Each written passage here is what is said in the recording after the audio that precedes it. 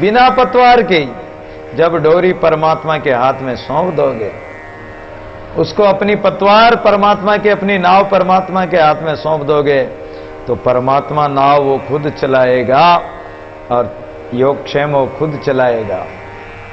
इसलिए खुद के भरोसे न रहकर भरोसा परमात्मा का करो। दादू मोई भरोसा मोटा, तारण तिरण सोई संग मेरे, कहां करे कली खोटा। इसलिए कहा कि सोई सेवक राम का जिसेन दूजी चिंत है, जे सिर सौंप्या राम को सो सिर भया स्नात, दादू दे उरण भया जिसका तिसके हाथ। अरे चिंता राम को, जब चिंता तो राम को सौंप दो, वो चिंता करेगा। हमें कैसी चिंता करनी? समरस सब जाने, वो परमात्मा सब जानता है। इसलिए दूजी चिंता करो ही मत। दूजा को भावे ने एक प्यारा मिंत है, दूसरा और कोई प्रिय लगना ही नहीं चाहिए। अगर प्यारा लगे तो एक हमारा मित्र परमात्मा ही प्यारा लगे। कबीर चिंता तो हरि नाम की और चिंता दास, जे कुछ चिंतवे राम बिना सोई काल की पास है।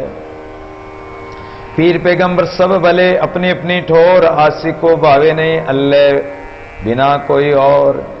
उस अल्लाह के बिना आशिक को और कोई प्रिय नहीं लगता है। अपनी अपनी जाति सो सबको वैसे पात, दादू सेवक राम का ताके नहीं भ्रांत है। जैसे संत बैठेंगे तो संतों की मंडली में संत ही बैठेंगे, और सज्जनों की मंडली में सज्जन ही बैठेंगे। लेकिन संसार में क्या होता है, लोग भेदभाव करते हैं। जो सज्जन पुरुष है, संत महापुरुष, उनसे भेद करते हैं। सज्जन तो सबको अपने साथ मिलाकर चलते हैं, सबको साथ रखते हैं। लेकिन जो भेदभाव, भेद बुद्धि वाले संसारी अज्ञानी प्राणी होते हैं, वो राम के सेवकों से, संतों से भ्रांति करते हैं। लेकिन परमात्मा के जो सच्चे सेवक है, राम के भगत, वो भ्रांति नहीं करते। तो कौन करते हैं? चोर, अन्यायी, मस्करा। चोर होगा वो संतों को साथ में नहीं बिठाएगा, सज्जनों को साथ में नहीं बैठेगा, नहीं बिठाएगा। चोर, अन्यायी, मस्करा, उनकी मंडली अलग ही बैठेगी, अलग ही होगी। और सब मिल बैठ से पाती, वो चोर, अन्यायी, मस्करा, चोर चोर मौसेरा भाई, तो वो तो बैठ जाएंगे एक जगह। दादू सेवक राम का 300 करे भ्रांत। जो सज्जन पुरुष है, महापुरुष है, उनसे वो भ्रांति करते हैं, उनसे भेदभाव रखते हैं। दादू सूप बजाया क्यों टले, घर में बड़ी बलाई, काल जाल इस जीव का बातन ही क्यों जाए। घर में अगर कोई कष्ट आ गया हो, कोई दुख आ गया हो, घर में कोई क्लेश हो गया हो, और घर में यदि कोई विशेष बड़ी परेशानी आ गई हो, तो घर में छत पे जाके छाजड़ा बजाओ। तो क्या छाजड़ा बजाने से वो संकट, वो दुख, वो परेशानी मिट सकती है? नहीं मिटेगी। घर में बड़ी बलाई, घर में तो बड़ी बला घुस गई है, कैसे निकलेगी वो? काल जाल इस जीव का बात नहीं क्यों जाए। ऐसे ही हमारे घट में तो ये काल रूपी बड़ी बला घुस गई है। जब से ये जीव जन्म लिया है, उसके साथ ही अपना माजाया भाई पैदा हो गया। कौन? ये काल। ये जन्म लेते ही साथ ही काल लग गया उसी समय, और श्वास चालू हुई, काल साथ का साथ पैदा हो गया। जुड़वा भाई है ये। और ये जुड़वा भाई साथ का साथ, तो ये जो घट में काल घुस गया है, इस काल ने कई जीवों को खा गया है और खा रहा है, हमको भी खा रहा है। अब हम विचार करें, केवल बातें करें कि हमारे अंदर काल घुस गया और काल भाग जाए तो अच्छा, कैसे भी इसको भगा देंगे। हमारे पास धन है, हमारे पास तन है, हमारे पास बल शक्ति है, हम ये करेंगे वो करेंगे, भगा देंगे। लेकिन ये काल रूपी अज्ञानता नहीं भागेगा। काल भागेगा कैसे? बातों से नहीं भागेगा। इसके लिए तो परमात्मा के भजन करोगे, राम नाम सुमिरन करोगे, राम नाम की जहाज में बैठ जाओगे तो काल सो काल कंपे करता रहते, वो काल परमात्मा से डरता है। तो परमात्मा को अगर हमारे अंदर परमात्मा को विराजमान करेंगे तो चोर रूपी ये काल अपने आप भाग जाएगा। अगर जैसे कोई पराक्रमी राजा हो और वो जिस राज में रहता है तो वहां चोरों की ताकत नहीं, हिम्मत नहीं कि वहां चोरी कर सके, चोरी नहीं कर सकते। तो ये काल भी तुम्हारे जीव को चुरा नहीं सकता। फिर तो सांप गया सेनान को सब मिल मारे लोग, दादू ऐसा देखे कुल का डगरा फोक है। घर में कभी सांप घुस जाता है तो उसको लाठी लेके और मारने के लिए भागते हैं। अब सांप तो चला गया, उसकी लिकटी लिकटी रह गई, और अब वो सांप तो मिला नहीं और उस लिकटी को पीट रहे हैं, उसके सेनान को निशान को पीट रहे हैं। तो क्या उससे सांप मर जाएगा? अरे जीव आया है और ये जीव निकल के चला जाता है और तुम कुछ भी नहीं कर पाते हो। क्या करते हो? कोई साधना भजन कुछ नहीं कर पाते हो। और क्या करते हो? कुल का डगराफ हो। हम लीकटी परंपरा को पीटते हैं कि हम ऐसे बड़े कुल के, हम राजपूत कुल के हैं, हम ब्राह्मण कुल के हैं और हम इतने बड़े हैं, हम कुछ भी कर सकते हैं, हमारे पास धन है, कुटुंब कबीला है, सेना है, लाव लश्कर है।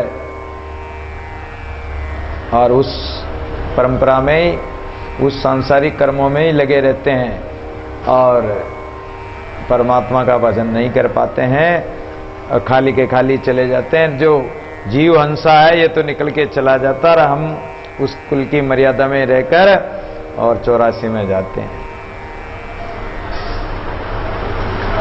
गया पिंड धोती खुली, सुत पुनि वैसे धार, पीर जड़ूलो तीर पे बालक को जो उतार।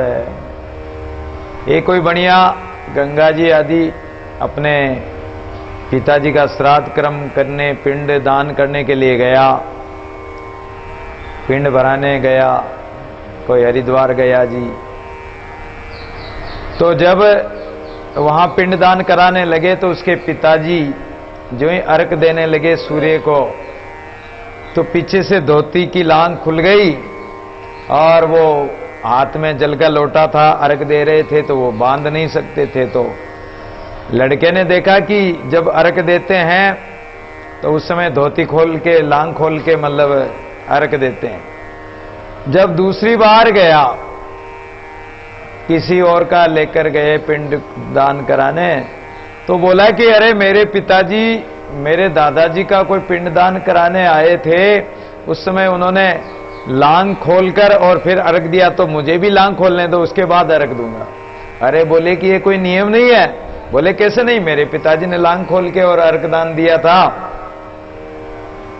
अब वो परंपरा मान ली। अब ऐसा कोई नियम थोड़ी कि ऐसे करने से ऐसा है। तो ऐसे परंपरा मानने से क्या है? बस लीक पीटते रहो, साधन कुछ है नहीं, सच्चाई कुछ है नहीं, उसमें सार तत्व कुछ है नहीं। दादू दोनों ब्रह्म हिंदुत्व गमार, जे दुआते रहते सो गए तत्व विचार है। हिंदू हो चाहे मुसलमान, जब तक इस भ्रम को नहीं मेटा, इस रूढ़िवाद को, कुरीतियों को नहीं मेटकर और दुओं से, दोनों से रहित जो तत्व सार रूप परमात्मा तत्व है उसका विचार नहीं किया, तो ये तो एक गंवारपना ही है तुम्हारा।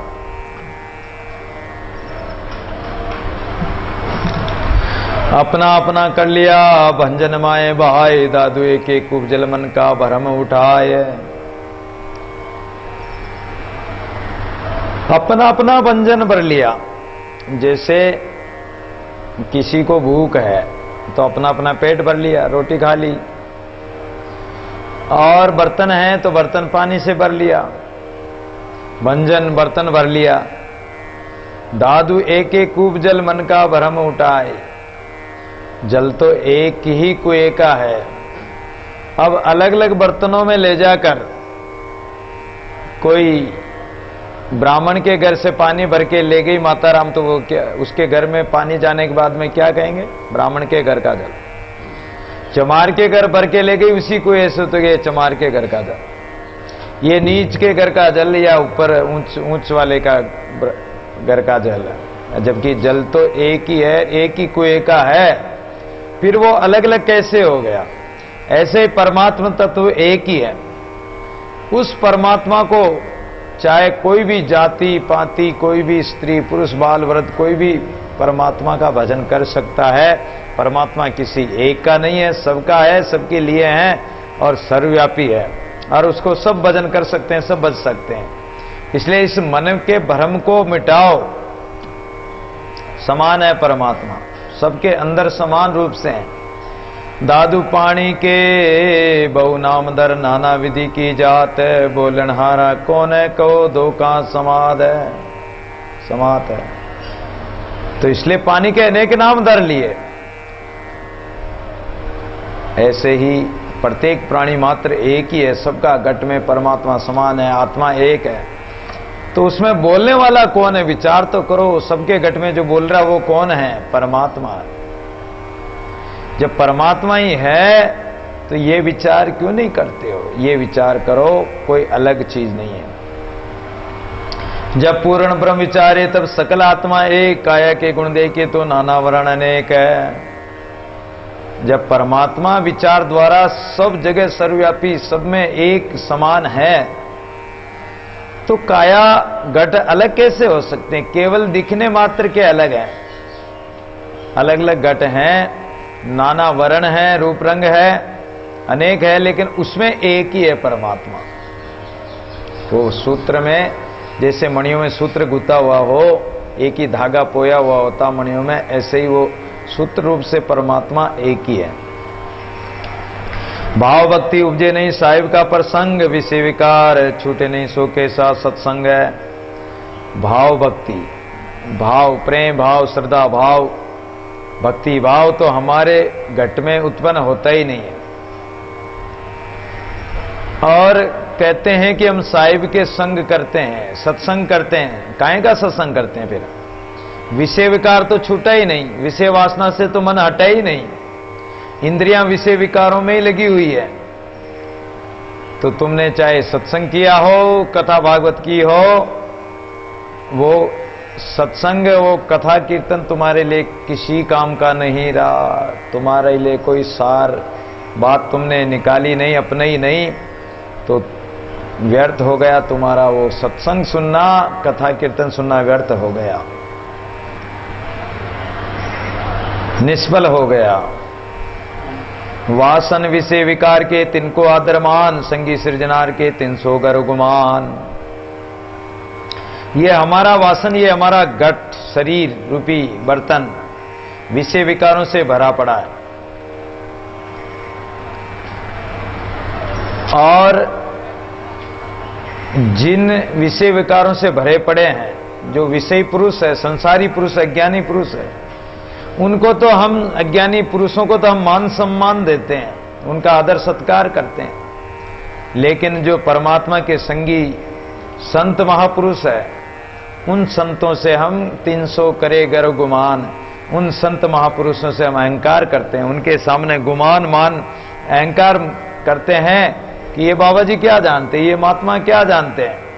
अरे महात्मा ने घर छोड़ा है, परिवार छोड़ा, मोह को छोड़ा, चाहे वो कुछ मत जानो, उसके अंदर कुछ भी ज्ञान न हो, लेकिन उसकी त्याग भावना, त्यागवर्ती और भगवान की तरफ, भगवान के मार्ग में चल रहे हैं, तो वो हजारों लाखों मनुष्यों से भी श्रेष्ठ माने जाएंगे, क्योंकि उनकी त्याग भावना, उस त्याग के सामने संसार के ज्ञानी पुरुष कहां लगेंगे।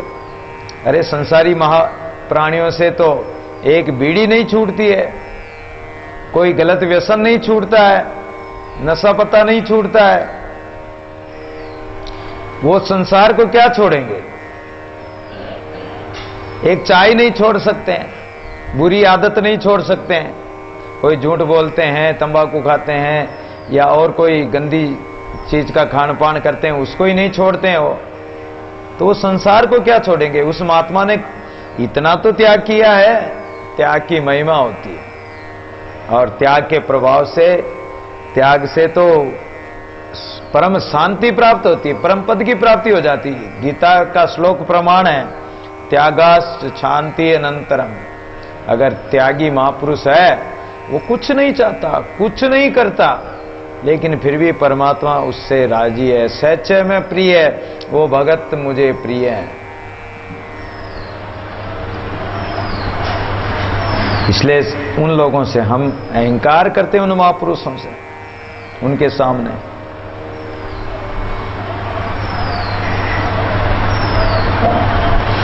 अंधे को दीपक दिया तो भी तिमर न जाए, सोदी ने शरीर की तासन का समझाए।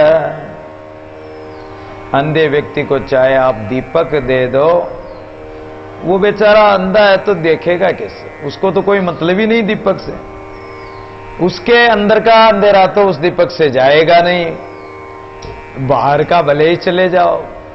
उसके घट का अंधेरा तो खुद के घट के अंदर ही देखेगा, जब अंदर का ज्ञान का दीपक जलेगा, जब अंधेरा जाएगा। तो अंधे कोई आंखों से अंधा नहीं माना जाता है। जो हिये का अंधा होता है, जिसके ज्ञान विचार नेत्र नहीं होते हैं, उसको अंधा कहा। जो अज्ञान माया मोह में, धन के लोभ लालच में, स्वार्थ